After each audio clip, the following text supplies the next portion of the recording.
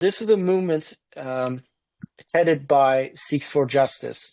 They are the ones organizing, and it's usually, most of the time, it's the same people attending these protests, whether it be in Ontario, British Columbia, US, UK, New Zealand. They traveled all together to New Zealand, and then they mobilize people to come from local gurdwaras and to create a little bit of a crowd.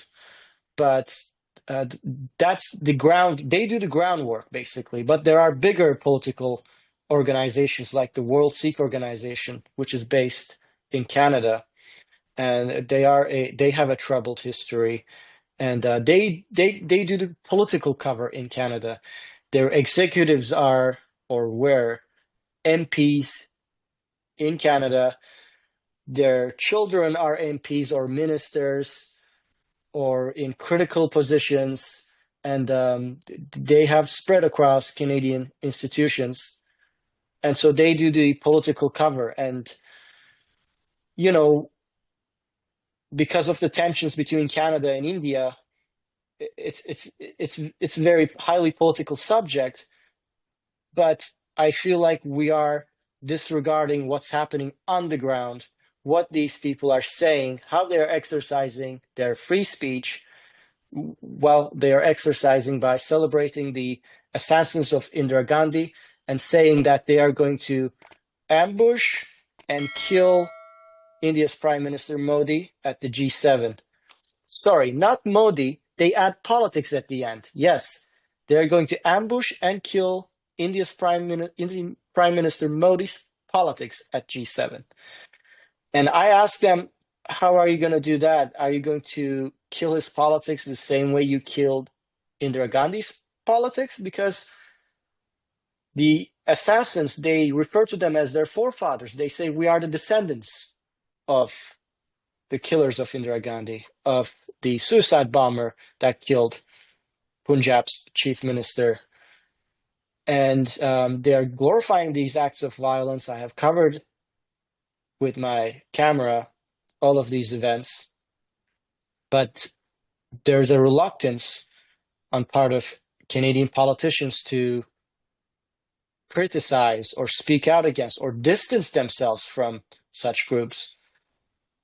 For example, we had the Conservative leader, Pierre Poilievre, and the NDP, even the Liberal MPs, attending an event recently, a Nagar Kirtan in Surrey, BC, just last month, where they shared the stage with Santokh Singh Kela.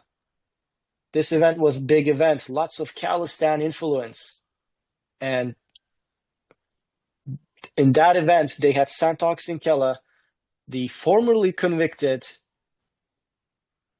Sikh Canadian who conspired to blow up an airplane departing from JFK, Air India Flight 112.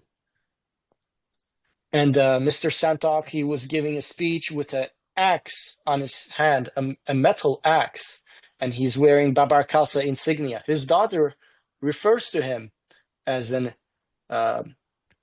Jatada of Babar Khalsa, although he does not give a straight answer. When I challenged him, I did interview him, and he was sentenced to life in prison by a Canadian court. But 6 years later, he was let go, and he was declared innocent.